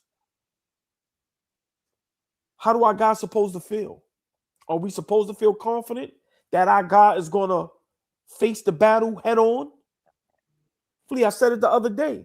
Imagine having a 7-foot friend or a 7-foot brother, and you can't walk down the alley with him. How? Eventually, you're going to have a talk like your big dog. What's going on? It was 2 guys my size. You let them push you in the middle of the street while the other ones whipped on me? You're supposed to pick them up by the top of their heads. Fling them. Cat is being able to be pushed around on the court night in and night out. He can't get on the block because he's letting little guys push him off the block. I'm going to say it again, Fabian. We watched the game together. Jalen Brunson and these guys have a problem with him because he's a 7-footer that is not doing his job. Simple and plain. You don't take advantage of the little guys. You don't take advantage of the big guys that's slower than you. Oh, and by the way, you can't stay on the court because you commit the dumbest fouls in NBA history. So not only are you the greatest three-point shooting big man in history, you might be the greatest at committing the dumbest fouls in NBA history. Put that tag on him as well. I'm tired of sugarcoating shit and pussyfooting around shit. That's what it is. Pack this nigga up. Pack him up. Enough is enough. Kendrick Perkins, y'all know who he alluding to. Y'all let me go on my rant. Y'all know who he alluding to. Anthony Edwards, Ant-Man, coddling him, making him feel good. Now he's in another situation where now you expect everybody to be nice to you? No, get out of here, bro. We grown. The fuck out of here. You want to be coddled? Go to Djibouti. They'll coddle you all night. All night. New York, we ain't coddling shit. We curse out the president, nigga. He walked down the street. Come on, man, get out of here, man. Come on, man. I'm sick of making excuses. The problem is Karl Anthony Towns. The problem is Mikal Bridges, and Mike Brown is starting to be a problem. But Mikal Bridges and Karl, those are two major problems we need to get rid of. Simple and plain. They are making us soft because they are soft. And Flea is right. We are adapting to who they are because we trying to help them out. We trying to make them feel good. No, Mikal, you my brother, Villanova. Hi, here you go. Karl, we sorry. What you do to cats when they upset? Right? You hear them purr and all that shit, right? Karl, we sorry. Get the fuck out of here. Get them two niggas out of here. Get the two niggas out of here. Get them two niggas out of here, man. Come on, man. And then you got Mike Brown, who's a soft coach, who he's sentimental. He's seeing all this. So you know what he's doing? The same thing. Mikal, no matter how many bricks you shoot, I like you. You're a nice guy. Continue. Karl, don't worry about it. I'm going to still put you in the game in the fourth quarter, even though we're playing way better without you. And no coincidence, up 17, your bum ass get in the game, can't stay in the game. Philly make a run. Enough is enough, y'all. I'm sick of this shit. Get them niggas out of here. Kendrick Perkins is 100% correct. I got to disagree about the Mike Brown point. He benched Mikal Bridges yesterday with a small ball lineup. He benched Karl Anthony Towns a couple of weeks ago. That's what started this debacle. He is not coddling Karl Anthony Towns. And Kendrick Perkins saying that Karl Anthony Towns, Cat, and Mike Brown have to get on the same page. What page? The only person who's on a different page, it seems like, is Cat. Mike Brown followed suit with Tibbs. Tibbs benched Mikal Bridges several fourth quarters last year. Mike Brown said he wants a read and react style offense. Flea, maybe call me crazy, but when you get the ball, though, on offense, who got the most touches in the half court on the Knicks, we've already been through this. He gets more than Brunson. Brunson's like fourth That's now. Numbers, right? You went to the numbers on that, right? I had to go to the actual numbers. The Right. numbers say that he gets the most touches, right? Go ahead, Fabian. The numbers echo the eye test. So I don't think Mike Brown and Cat have to get on the same page. Cat just has to command the room. Bro, you're in the NBA. You're an NBA player. You're an all-star. And Channing Frye saying, when's the last time we seen Cat dap up Brunson? AllBall's been saying this for close to a year, and it's been close to a year since the last time I heard Cat refer to Brunson as captain. That's the captain. Cat. That's Cap. That's Cat. Cap. What happened to that? There's a lack. Come on, there's a lack of camaraderie. There's a lack of an effort for camaraderie. The only thing I could think of is that there were trade rumors happening even when they won the NBA Cup. Josh Hart thumbing it up might have been the peak of celebrating that moment, the peak of how that team could have really won if Cat's not going to be Cat. And Kendrick Perkins said something else that was key. You were brought here to move the needle. Ugh. He was. Right. And you're not moving that needle. You're just not. We know what that means. Like Karl Anthony Towns is playing like a role player. Can I ask Flea a question? And Fabian, I would love to respond, but I would love to ask Flea a question. So, you know, we hear about Karl not getting the ball, not getting touches, right? Let me ask y'all a question. Some of the great point guards that ever played the game, from John Stockton to Chris Paul, Gary Payton, Jason Kidd, Magic. The list goes on and on and on, right? The way Karl Anthony Towns plays the ball right now, how would those point guards feel? Would they want to give him the ball? No, but there would be some different conversations had. Like Jalen Brunson is more of a, in my opinion, what I see is more of a cool, calm, collected type of guy. He leads by example. He's not going to talk too much. He's not going to call guys out. He's not going to go in the media and say some slick shit, or he's not, going to be too demonstrative on the court. A lot of the guys that you talking about, those purebred point guards, yeah, them guys are the ones that are going to call you out. Them guys are the ones that's going to say, yo, if you're not working, I'm not giving you the basketball. Like, and to be honest, it's all about getting guys in the right spots too, right? So you got to be vocal, but you also got to do the job on the basketball court. And we make the excuses all the time for Jalen Brunson as a scorer, and Jalen Brunson's going to put the ball in the basket. But Jalen Brunson, in my opinion, still has to take it up another level in terms of his playmaking. He has to be a better playmaker. You have a guy at your disposal who is 20 and 10. But the impact of that 20 and 10, I think, becomes on both of those guys. So, yeah, he may be frustrated about giving him the rock. But like we all say, in his sleep, he could go get a double-double. In his sleep, he could do it. But now who's responsible for the impact that 20 and 10 has? Who's responsible for it? Is it where Jalen Brunson helps him get the 20 and 10? Or is it Cat providing that 20 and 10? Or is it both of them? So because it don't feel the same. It just don't feel the same. So just real quick, right? And I'm looking at the chat. So this is what I'm trying to say. If I'm a point guard and my big man doesn't want to do anything but stay at the top of the key and drive to the basket, but when he does it, he looks clumsy, he looks sloppy, and 9 times out of 10, he's going to commit an offensive foul. Why would I want to give him the ball? Get your big ass on the fucking block and punish the little guys they try to defend you with. How many big men average 20 and 10 and it doesn't impact winning the basketball game? When the last time Karl Anthony Towns impacted a good basketball game? I'll wait, and not against a bum team. That was the big issue with yesterday's game. That's the little sneaky elephant in the room that we're not talking about. Come on, man. Cat was on the court, and when he was on the court, he played well, except for the fouling. Again, some of it was blatant. I thought he played well yesterday. Yeah, but he still was fouling.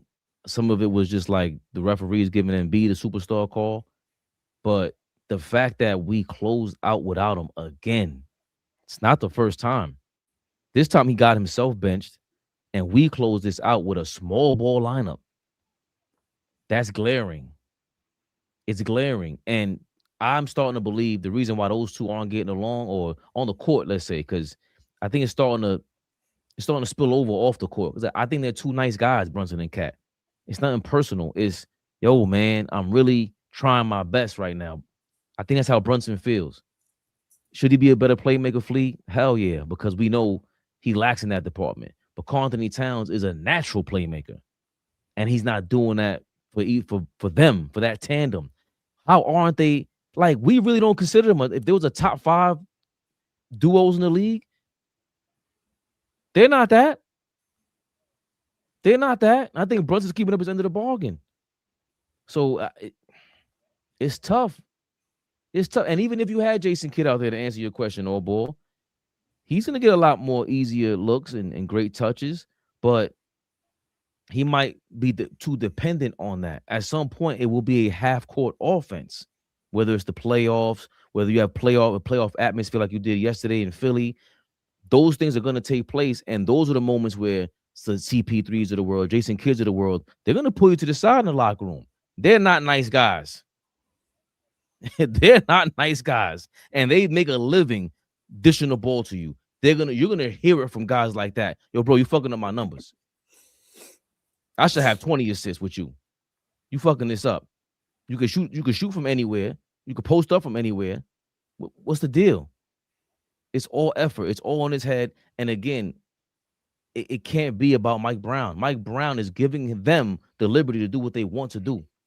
I cannot blame Mike Brown for this. I disagree with that.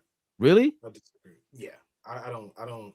Mike Brown has us playing a completely different style of basketball. Whether it's better or not, it's just a completely different style of basketball. And your basketball players, yes, you need to adjust and all that. Your pros, but I just feel like Mike Brown is overcoaching. I think he's doing a lot of overcoaching, and not taking a look at what worked last year. What worked? Okay, you could be a different coach than Tibbs, but what worked from an offensive perspective? And then how do we take that up a notch? How do we tweak it and take it up another notch? Not dismantle the whole thing down to the ground and rebuild it. That's what we're doing.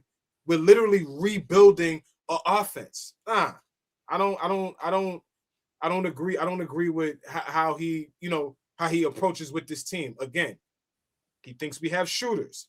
Everybody's going to tell me we have shooters because of the numbers. We have niggas that could make shots. We don't have knockdown shooters.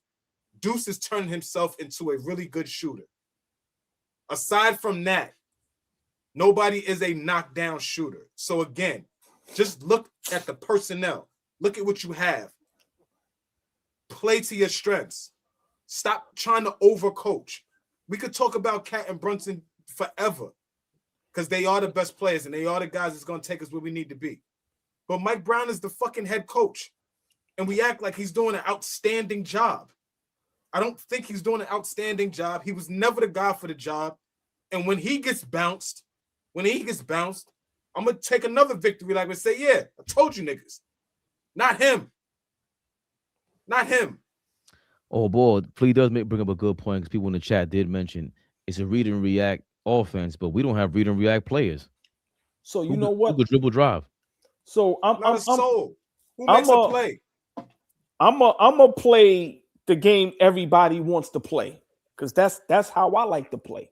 I'm gonna play y'all game in the chat, and I'm gonna play everybody game. Let's go there. Last season, Cat, All-Star, All-NBA third team. Brunson, All-Star, All-NBA second team. This year, Cat, not an All-Star. Brunson, still an All-Star. Has OG gotten better defensively? Has he turned into a DPOY yet? No. Has Bridges turned himself into one of the most improved players in the NBA? One of the best shooting guards in the NBA? No. So if we want to play by y'all game, who's still playing at the same level from last year or maybe a little better? Or just at that level, and who's gotten worse? No. If we want to play that game, let's play that game. I don't want to play it, but this is what y'all want, right? Who's still an all-star? Who's still averaging almost 30? Who numbers went down? Who's not an all-star right now? Who's made better or at least the same, and who's gotten worse? Cat's gotten worse. Mikal Bridges has gotten worse. That is a fact. Let's play the real game then. I'm tired of this shit. Listen, I don't know what y'all watching. I don't know what y'all want to see, but this shit is a mess, and there's two players that should be held accountable for it. And it's Karl-Anthony Towns and Mikal Bridges, the two softest players at their position I've ever seen. Mikal Bridges is the softest two guard I've ever seen. Cat is the softest center or four, whatever he want to be, I've ever fucking seen. That is a fact. If you have some of the softest players to play in the NBA at their position, them motherfuckers is at the top of the list. You disagree, please? You know how many games they want to talk about all-stars, Flea. They want to talk about who's an all-star. They want to talk about all this dumb shit. Well, let's give them the dumb shit. Is Cat an all-star right now? Has he been named? No. Brunson is still a starter. Has Cat numbers digressed? Is Brunson still averaging 28? No, Flea, give these niggas what they want. Is OG a DPOY candidate? Is Mikal Bridges up for any fucking thing? Is Deuce Sixth Man of the Year? Is Josh Hart most improved player of the year? Get these niggas what they want. The fuck out of here. Come on, man. Miss me with this bullshit. Dudes got better. Dudes definitely got better. Okay, cool. I give you that. Cool. I'm not gonna argue that. We are right now 6.5 games behind the team that we beat in the first round last season. The first round of last season, last playoffs, we beat the Detroit Pistons in 6 games. Isaiah Stewart went down. Jaden Ivey wasn't there. Other than that, they really haven't done anything else but bring back the same team. Jalen Duren has gotten better. We all know Cade Cunningham is going to another level. And right now, they are making a statement as a team that whatever the fuck happened in the first round of the playoffs last year, great. Watch this. And they're making a statement. 33-11 right now, the clear-cut number 1 seed in the Eastern Conference. Making my point. So all I'm saying, that's what I'm saying, OG. All I'm saying is that we can talk about the regular season. That we shouldn't even, if you niggas don't want to watch the regular season, don't watch. But this is where you set good habits. This is where if Detroit goes on a deep playoff run, you know where the habits got set early right now. This is where they got set. So it's not going to be no surprise if they find themselves in a dogfight 7-game series in the Eastern Conference semifinals. You know why they found themselves there? Because they played well throughout the season. They set good habits. So what the fuck are we talking about with this New York Knicks team acting like we watching a team that is playing lights out, that's playing amazing basketball? Hey, we're not playing great basketball right now. Just real quick, Flea named the Detroit Pistons, and he named all the players that from last season, now this season, have gotten better. Has Cat gotten better this season? Has Mikal Bridges gotten better this season? Who's gotten better? Who? And that's the point I'm trying to make. We watch the games together. Chat, I love the chat. I really do. But let's start being honest. If we're going to, all right, if y'all saying we're going to hold JB feet to the fire, okay, cool. Let's do a list. Tell me all the Knicks players that have gotten better or has digressed from last season. And let's see who keeps it real.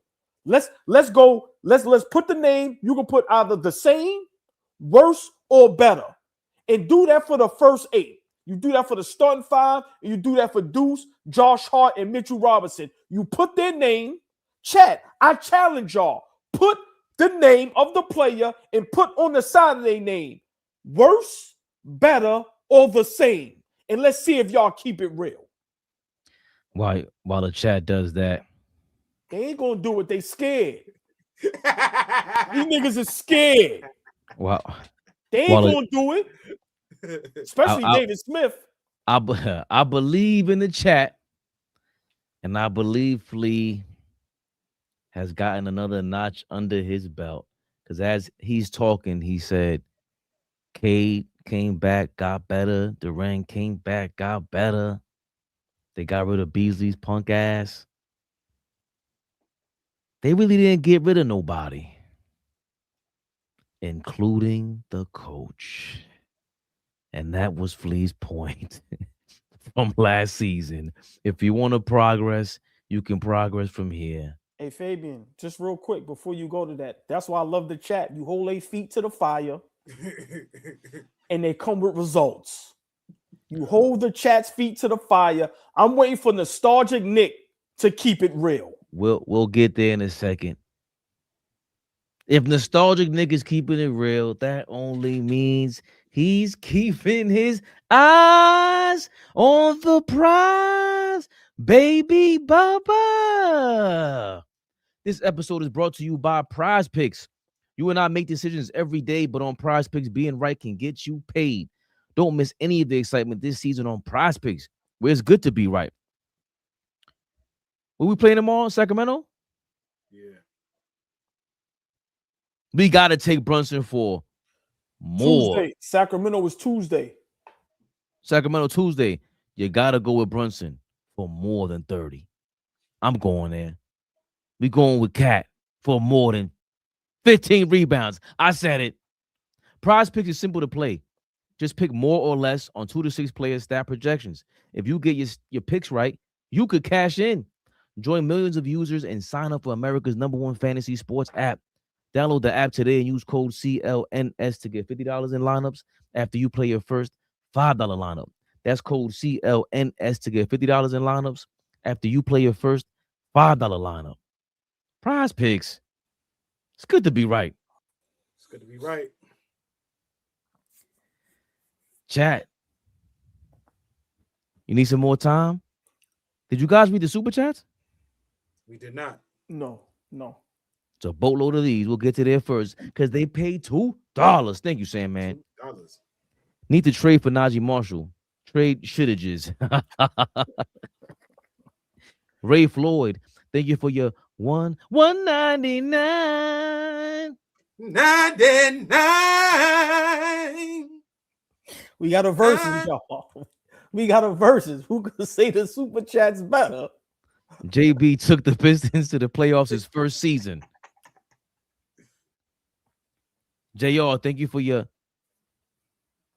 $4.99. You get pads, bridges, and paint. the paint opens with card defending, and you know how that go. Damn, JR, that's real. Jamrock always thank you for your $2. JB is worse defensively now, rank in first percentile. Jalen Brunson is. He wasn't in the fourth quarter when we needed him most, and when Cat's ass was sitting on the bench. He fouled out. You forgot about that? Jamrock, thank you again for your $2. $2. That's ranked almost dead last in the entire NBA. Oh, he's not playing. Okay, Jamrock, I respect it. $6 to make the point. Jamrock, thank you for your $2. Giannis will never work with a ball dominant Jalen Brunson. I want to see it. How about that? I want to see it. Donald Cannon, thank you for your $199. I'm gonna let you have that one. He folded like Papa Doc at 8 Mile. We got him. I'm gonna let you have that one. I'm gonna let you have that one. I'm gonna let you have that one because it was a little. It didn't need any follow up because it was a little. I'm gonna let you have that. Wait, he Papa Doc you? It was all right. It was all right. I'm gonna let him cook. Threw him off. Salute. Little. I see the silent K. No, you don't. Oh boy, try to give us a K. I ain't doing that. We get 3 in a row, then I'm rolling with that. Hold on. Breaking news. Super Bowl. New England Patriots versus the Seattle Seahawks. The Seattle Seahawks just beat the LA Rams 27-31. We have the Super Bowl. New England Patriots versus the Seattle Seahawks. Congratulations to both organizations. Flea, if you were trying to get me to watch football again, that is not gonna do it. Drake maybe who is on Seattle? Football, so don't talk like Drake maybe. The nerve of you to try to play Drake. He's nice like that. Like you don't even know. Go watch. Nice? Go watch. I'm asking a question. I'm not asking. No, I don't know. I'm Stevie Wonder. You see my glasses. I don't know. Oh boy, is Drake made nice. You heard what he said. Isn't she wonderful? See, that's why, do your job, man. Shit gets out of control. I'm sorry. You interrupted my job. Hold on. Before you read that, right? Listen. Breaking news. Get a job. No. Side note. Did y'all know the Stevie Wonder song, the famous birthday song? Do y'all know that was for Martin Luther King? No. Listen. Right, listen. So Stevie Wonder fought with the King family for his birthday to be a national holiday. Right? Stevie Wonder fought for the birthday to be a national holiday, and he made that song for Martin Luther King, and they won, and that's how Martin Luther King's birthday is a national holiday. Facts. Look it up. fire. Happy birthday. That's for Dr. Martin Luther King, and he fought with that family, and they won. And Dr. King's birthday is a national holiday. Big shout out Stevie Wonder. He fought alongside with the family to get it because it sounds like Right, you're saying right, he's fighting against the that just All sounded right, crazy. sorry. I'm like, yo, he fought the King family? He won his blind ass? What the fuck is wrong with him? He fought alongside, he fought with the King's family to make. No, he fought alongside. He fought alongside Dr. King's family to make his birthday a national holiday. These are facts, y'all. So I'm sorry, but on here you get all type of information. AllBall got breaking news. He got historical news. It's a wonderful night. You never know what you get on AllBall TV. Stacks different. Thank you for your $5. That Brunson excuse is lazy now. There's Maxey, Murray, getting Embiid. Jokic involved. No. Same for every elite big. I've accepted Cat isn't like the elite bigs.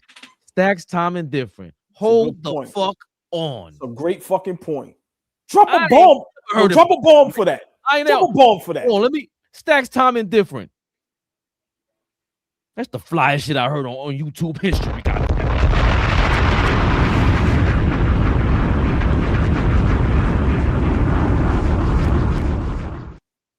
AllBall, as if we ever needed an excuse to stand Brunson. Hurt some feelings. That's gonna hurt some feelings, but what is? Good shout out. No, what Stack said. That's gonna hurt some feelings. That's hold on. You know what? It was real easy for me and AllBall to agree with this. That Flea. The Brunson excuse is lazy now. Does Maxey, Murray, get Embiid, Jokic involved? No. Same for every elite big. I've accepted Cat isn't like that elite big. What's your reaction to that? I think Stacks know what he doing when he say that. So I think he know what he doing. He playing. He know that Maxey and Murray, all the ball handlers for those teams. So they are a part of getting Embiid and Jokic going whenever they get going. But their sole operation is not, Embiid and Jokic got to get going. They're self-starters. Jokic is a self-starter. Embiid is a self-starter. So I think that's essentially is what he's saying. Cat needs to be a self-starter when Brunson is not going to just spoon-feed you. Yeah, Maxey and Murray are not spoon-feeding them guys. But they are the predominant ball handlers for those teams. So we can't act like them niggas is not the ones that are initiating the offense. I mean, Jokic is a different thing. Like, that him and Murray have a great two-man game. Let's be honest. Let's be very honest about that. But at the end of the day, yes, Cat got to be a self-starter for sure. At Stacks time indifferent. That was the illest shit I heard in Nebraska. As much as we talk basketball, as much as we watch and listen, I haven't heard nobody put it like that. And he is 100% correct. You know the difference? Maxey respects Embiid. Murray respects Joker. Cat doesn't give you a reason to respect him. When Maxey gives Embiid the ball, he knows he's not going to do no dumb shit. He ain't going to turn the ball over. He ain't going to commit an offensive foul. Wait a minute. Embiid is going to do some dumb shit. He's just going to get away with it. I disagree. Continue. You cannot disagree. We hate Joel Embiid. You can't disagree with that. As much as I hate, even if it's a lie. Just let me lie. Yeah. As much as I hate Joel Embiid, he gives niggas buckets. When he get the ball, if he got you on the ISO, he know how to draw a foul. He knows how to get to the bucket. I'm not arguing with nobody about that. At Stacks time indifferent, that was beautiful right there. And you are 100% correct. Now we understand, and that's the conversation we need to have eventually. Cat is an elite, and we need to be okay with that. That's the difference.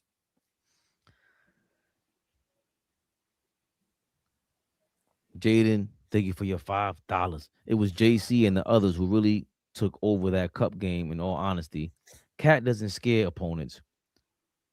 ASF, please go to the highlights, fam. What's ASF mean? As fuck. Oh. Cat doesn't scare opponents as fuck. Please go to the highlights, fam. Oh, Breaking Tube Nation, thank you for your $1.99. $1.99. Don't fucking play with me, nigga. Don't you ever think shit ain't real over here, nigga. Yo, this nigga had to get his pipes together. Yo, y'all two gotta be stopped, man. Oh, this nigga said, let me get my shit together. I'm David Ruffin.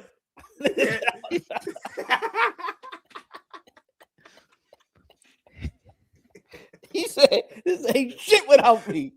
They don't come to see you niggas. Give out the super chats. Nigga said he came to see David Ruffin. Lou Bug, thank you for one on that. Thank you for one on that. You got it. You got it. Cat suffers from mental cramps, period. Gets a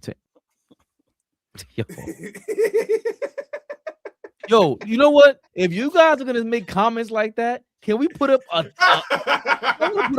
stack on these motherfucking super chats? God damn, we can get kicked the fuck off YouTube. Like y'all go nuts. That's why it's back. All right, let me stop. Go ahead.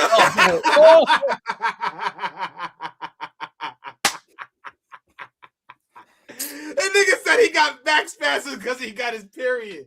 Y'all niggas, yo, show some respect to Cat, man. Y'all niggas is wilding him out now. I didn't say it. All right, y'all niggas is wilding him out now. That is a grown man. That's a grown man. Y'all wilding my son out now. You gotta give him some Mito, old boy. I'm not. Because I didn't say that. Period. Was repeat. I didn't. That was crazy. Nah, y'all wilding my son out.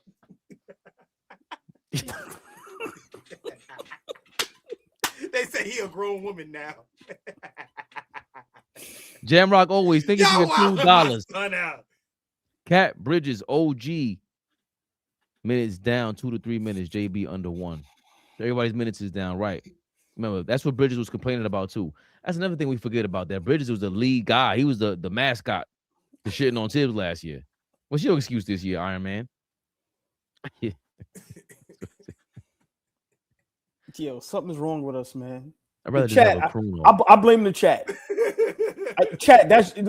That's y'all. I'm blaming y'all. It's first time in life I'm snitching.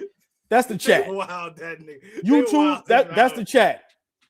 They wild him out. They said. Listen, hey Flea, when we in the YouTube investigation room with the police, the YouTube police, I'm blaming the chat.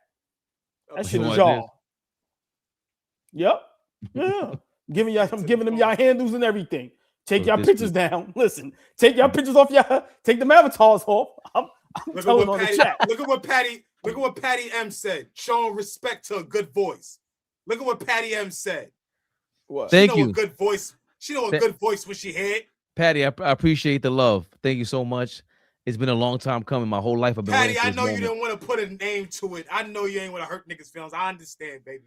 It's all good. Flea's very sensitive. You just, it was great that you made it ambiguous and ambiguous. I appreciate that, Patty. Thank you so much. Hey, Patty, I see what you're doing. You caressing the two superstars, right? Like Mike Brown. Don't gas these niggas up. Caressing is crazy. Big shout out, Patty. That's what she's doing. Cat and Bridges over here battling. Breaking Tube Nation, thank you for your $4.99. If we can find a way to get Jeremy Grant in here, we're winning a chip this year. Grant is a dog. Give Cat for Grant and Robert Williams.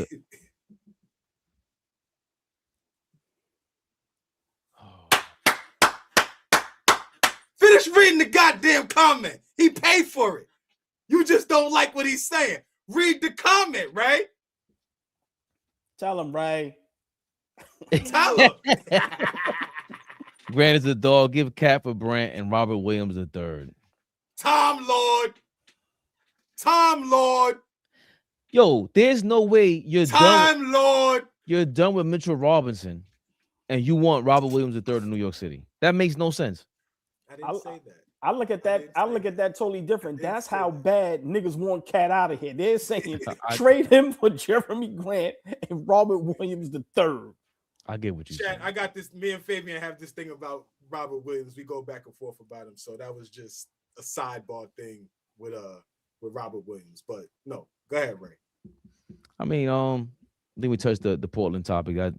That's important because everybody was talking about how it was so impossible to get Giannis, and it's totally possible. is Giannis faking the injury too? I think don't. so. You gotta be right. Listen, man, like, come on, we all smart. Let's be realistic. Now this is where Kendrick Perkins and what he said about Giannis, this is where that comes in play. Yo, bro, already demand a trade already, bro. It's no need to keep flip-flopping back and forth. It's no need to keep I'm hurt and then you come, bro. Demand a trade already. The cat is out the bag. It can't get worse. Demand a trade, bro. But yeah, to answer your initial question, Giannis ain't hurt. Giannis going, man, fuck this shit.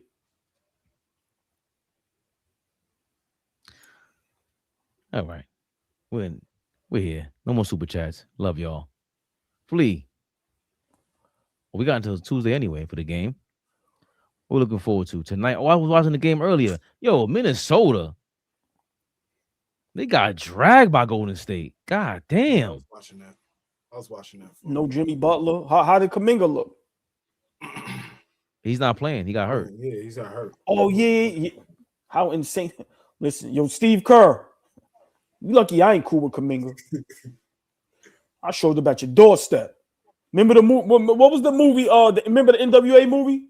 When Jerry Heller was going home and the dude showed up like home. Mm-hmm. That's what Steve Kerr needs. Yo, you know Kuminga? Yeah, what's up? What kind of games y'all playing? Now niggas is injured, playing with the bag. It's a cold world, man. Cold world. Kuminga good. You need to trade that nigga. You need to trade that. He could play too. You seen how he was looking that first game, huh? He could play. I'm not a big Kuminga guy, but he could play. Yeah, I'm not a big, but I'm just saying listen, man, 6'8", wing guy. Like I've been saying it. The only difference between him and Adman Thompson is defense. But why isn't he at that level where it's like, yo, you good young guy, put him in the right system, the right coach that believes in him, gives him the confidence. Why he can't be that? He might be better than them niggas offensively. It may be, but I think that's part of the problem that he doesn't D up like Amen Thompson. Yeah, but it's only two of those. There ain't a whole bunch of those in the league, so let's not. No, but see, and everyone's saying the same shit I am too. Like he don't fit that style. He don't fit their style. Steve Kerr doesn't want to coach that shit, and he might be gone. Nobody's talking about that. That's some sneaky ass article that they put out there. And you know what? There's smoke, there's fire, and they be lying. Steve Kerr out of there, bro. Maybe I know where he going next. Where? Nah, we'll wait till it happens. Listen. Where? It's no coincidence. We say things up here on Knicks Rehab, and it actually happens. Magical. Now, I didn't see the Tom Thibodeau firing, but I know where he going next, and if Stephen Curry is smart, come right along with him. Flea, can I ask you a question? Hold on, we got 2 minutes till the 2-hour mark. Can I ask you a question? Real quick, and we don't have to elaborate too much. Do you think today's NBA players are playing too long and staying too long? What you mean too long? So meaning like, all right, you have LeBron, you have Curry, you have, James Harden, you have KD, you have Chris Paul, and, for these guys to be playing this many years, they're not really having an impact winning. They're not going to win no championships. Are they staying too long? So are these niggas in the way? Is what you asking? Are these niggas in the way? You need to get the fuck out the way? Is that what you asking? No. Hold on now. No. Real quick, now that you say that, because I wasn't really saying that, but okay, we can say that too, meaning that these guys will go to a team and still want to be treated as if they're the best players on the team. So are they staying too long, and that being a reason as well? I mean, if your body is holding up, yeah, I'm going to play. I'm going to play till I can't play no more. A lot of niggas back in the day would have played as long as they could have if they could have played longer. I promise you that. If Barkley could have lugged his ass around for forever, he would have played as long as he could. You watched Shaq try to do it, and look what happened. But that's what I'm saying. His body started breaking down. The famous clip, Fabian could probably pull it right now. It looked like the sniper shot Shaq. He was running down the court, popped his Achilles, he went down. Y'all remember that in Boston? Like these guys literally These guys literally break down back then. These guys are not breaking down. So for me, if I could, I would play to forever. But if you're asking, are these niggas in the way? Yes, I do think they're in the way. There's a class of NBA players right now that, you know, I think need to be propped up and elevated. And the one that was here that was carrying the game and carrying the league, they're not the same players no more. So yeah, like move out the way. Please move out the way. Do you think that's the case all ball with Steph Curry? Yes, I think that's the case for all of them. I think these guys stayed 2-3 years too late, unless you go to a situation where you have an opportunity to win a championship and maybe your role is lessened. Like, I don't see why teams are still building around a LeBron or a KD or a Curry or a Kawhi. Like, look what happened to Chris Paul. I think these guys are jeopardizing their legacies for money. I don't understand. Like I said, if you're going to, you know, compete for a championship, then I get it. But I think these guys playing 20, 21 years trying to make this a thing, no disrespect. Y'all niggas is looking crazy out there. These young dudes is running y'all, smoking y'all off the court. So for me, if it's not going to impact winning, then what's the purpose? So yeah, I think these guys are staying too long, honestly. I think Kerr out of all of them is the one that has the most like superpower left. I think KD is not a number one. And I think Steph Curry is closer to number one in terms of scorers. And LeBron, of course, you know, I've been saying he was a third option. But he's the only one. Kawhi, James Harden, that's a shame. You know, even Joel Embiid is like due to injury. And then you got two young guns. You see they should be carrying the team. He's in the way. We saw that shit yesterday, bro. He had 28, and it's like we usually see Maxey going crazy. And he's a threat, and he's not even in rhythm in the fourth quarter. Remember what he said at the end of the game? Like, I should have taken a bounce. I should have bounced the ball and taken a shot. He's being sarcastic, but I think you're right. The era is over. The 2010s is over. I don't care what y'all taking. You're done. Great question, old boy. You seen Steph Curry face the other night when they lost? Bro, he looked like a sad, like he lost his dog, bro. Like these niggas be looking crazy. Now, granted, you get a KD to beat Detroit yesterday with the Houston Rockets, so that still gives you, but let's be realistic. Nobody has the Lakers, Golden State, Clippers, or Houston winning the championship. So I just feel like, you know, these guys want to continue to be regarded as they the best in the NBA. And it's like, yo, bro, y'all niggas is really moving from team to team, trying to pick perfect situations. And y'all are losing. Man, listen. Niggas really playing 20, 21, 22 years. Like, come on, bro. Get up out of here, bro. Oh, ball suckers. We live. Big Flea. Never the little one.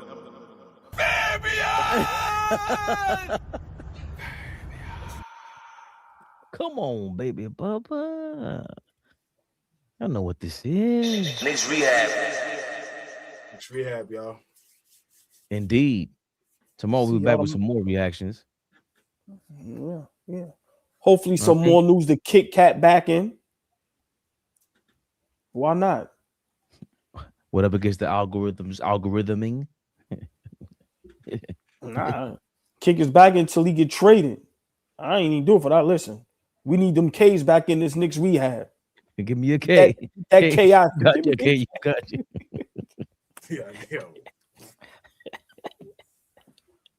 Yo, get us We've out been of waiting here, for this. I've been waiting for this for damn near 2 years, Flea. David Ruffin. Catch on them all. AllBall TV. They scared, but I'm not. They don't like comentario. Y suscribe.